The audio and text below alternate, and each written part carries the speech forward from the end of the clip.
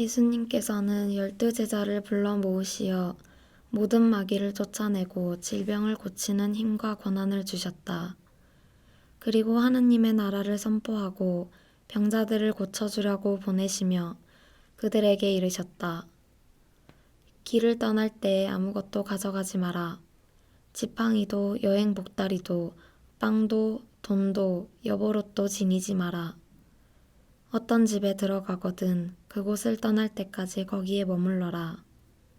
사람들이 너희를 받아들이지 않으면 그 고을을 떠날 때 그들에게 보이는 증거로 너희 발에서 먼지를 털어버려라.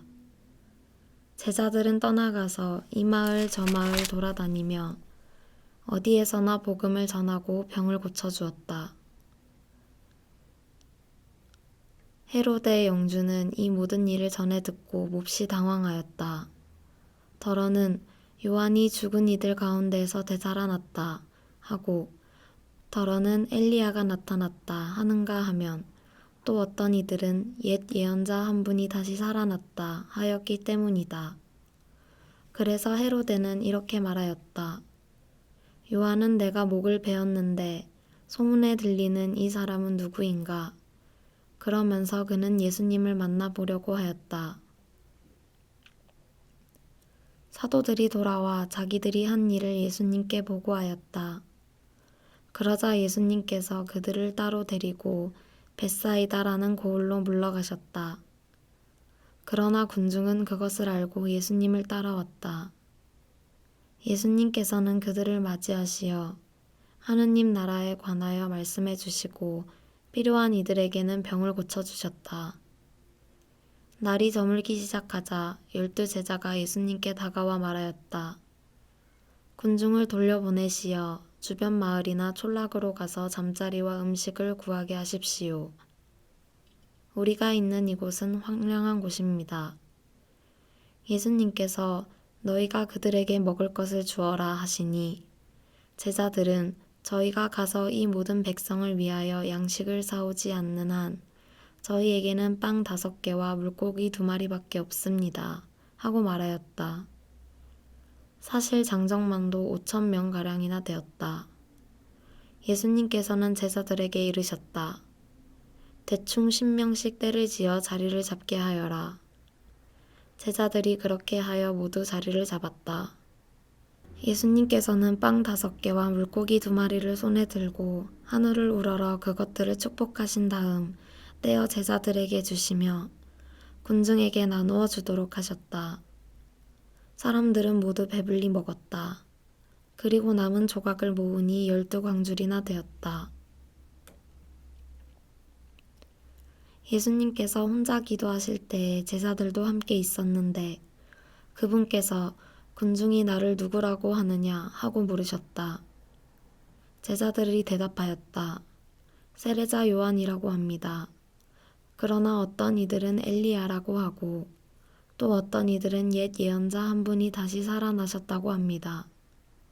예수님께서 다시 그러면 너희는 나를 누구라고 하느냐 하시자 베드로가 하느님의 그리스도이십니다 하고 대답하였다.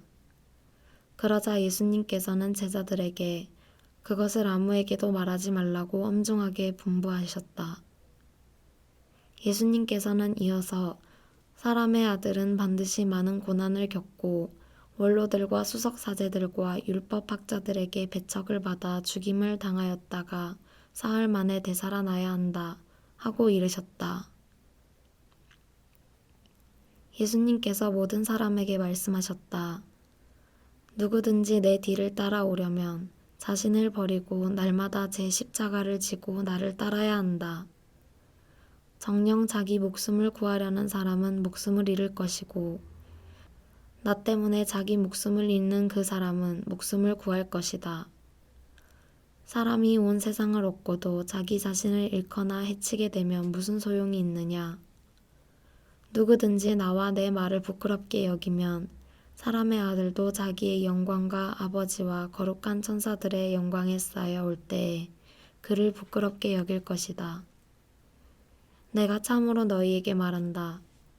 이곳에 서 있는 이들 가운데에는 죽기 전에 하느님의 나라를 볼 사람들이 덜어 있다.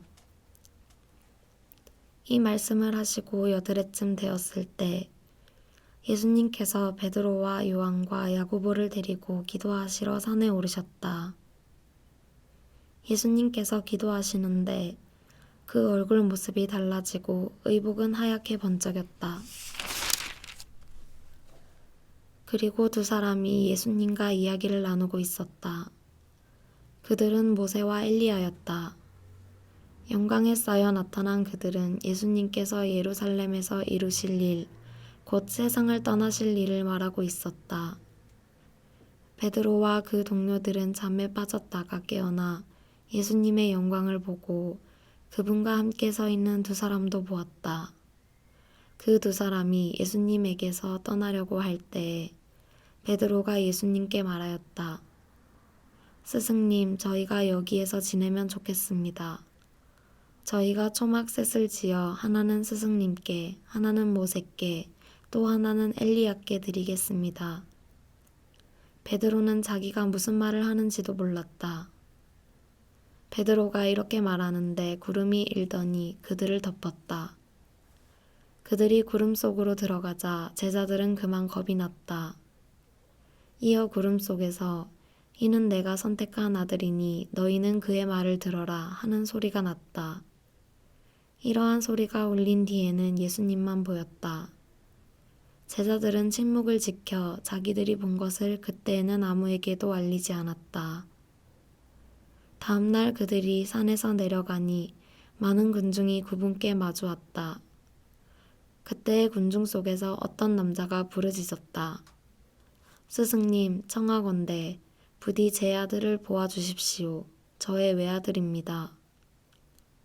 영이 아들을 사로잡기만 하면 아이가 갑자기 소리를 지릅니다. 영은 아이를 뒤흔들어 거품을 물게 합니다. 그리고 아이에게 온통 상처를 입히면서 좀처럼 떨어지지 않습니다. 그래서 스승님의 제자들에게 저 영을 쫓아내 달라고 청하였지만 그들은 쫓아내지 못하였습니다. 그러자 예수님께서 믿음이 없고 삐뚤어진 세대야. 내가 언제까지 너의 곁에 있으면서 너희를 참아주어야 한다는 말이냐. 내 아들을 이리 데려오너라 하고 이르셨다. 아이가 다가오는 동안에도 마귀는 아이를 거꾸러뜨리고 뒤흔들어 댔다. 예수님께서는 그 더러운 영을 꾸짖어 아이를 고쳐주시고 나서 그 아버지에게 돌려주셨다. 사람들은 모두 하느님의 위대하심에 몹시 놀랐다. 사람들이 다 예수님께서 하신 모든 일을 보고 놀라워하는데 예수님께서 제자들에게 이르셨다. 너희는 이 말을 귀담아 들어라. 사람의 아들은 사람들의 손에 넘겨질 것이다. 그러나 제자들은 그 말씀을 알아듣지 못하였다. 그 뜻이 감추어져 있어서 이해하지 못하였던 것이다. 그들은 그 말씀에 관하여 묻는 것도 두려워하였다. 제자들 가운데 누가 가장 큰 사람이냐 하는 문제로 그들 사이에 논쟁이 일어났다. 예수님께서는 그들 마음속의 생각을 아시고 어린이 하나를 데려다가 곁에 세우신 다음 그들에게 이르셨다. 누구든지 이 어린이를 내 이름으로 받아들이면 나를 받아들이는 것이다. 그리고 나를 받아들이는 사람은 나를 보내신 분을 받아들이는 것이다. 너희 가운데에서 가장 작은 사람이야말로 가장 큰 사람이다. 요한이 예수님께 말하였다. 스승님, 어떤 사람이 스승님의 이름으로 마귀를 쫓아내는 것을 저희가 보았습니다. 그런데 그가 저희와 함께 스승님을 따르는 사람이 아니므로 저희는 그가 그런 일을 못하게 막아보려고 하였습니다. 그러자 예수님께서는 그에게 이르셨다. 막지 마라. 너희를 반대하지 않는 이는 너희를 지지하는 사람이다. 하늘에 올라가실 때가 찾아 예수님께서는 예루살렘으로 가시려고 마음을 굳히셨다. 그래서 당신에 앞서 심부름꾼들을 보내셨다. 그들은 예수님을 모실 준비를 하려고 길을 떠나 사마리아인들의 한 마을로 들어갔다. 그러나 사마리아인들은 예수님을 맞아들이지 않았다. 그분께서 예루살렘으로 가시는 길이었기 때문이다. 야고보와 요한 제자가 그것을 보고 주님, 저희가 하늘에서 불을 불러내려 저들을 불살라 버리기를 원하십니까? 하고 물었다. 예수님께서는 돌아서서 그들을 꾸짖으셨다. 그리하여 그들은 다른 마을로 갔다. 그들이 길을 가는데 어떤 사람이 예수님께 어디로 가시든지 저는 스승님을 따르겠습니다. 하고 말하였다.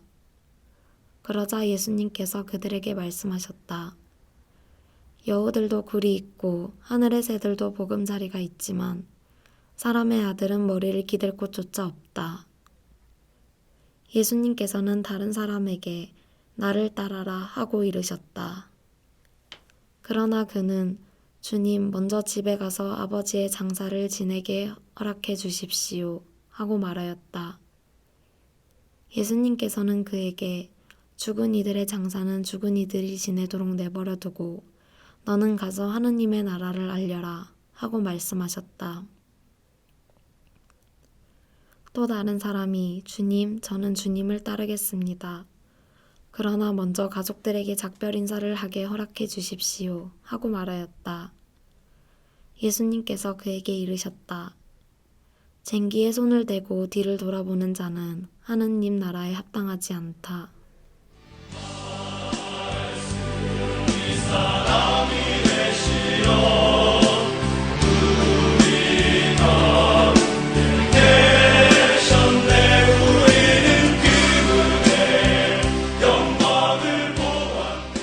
더러는 엘리야가 나타났다 하는 그러나 사마리아인들은 예수님을 맞아들일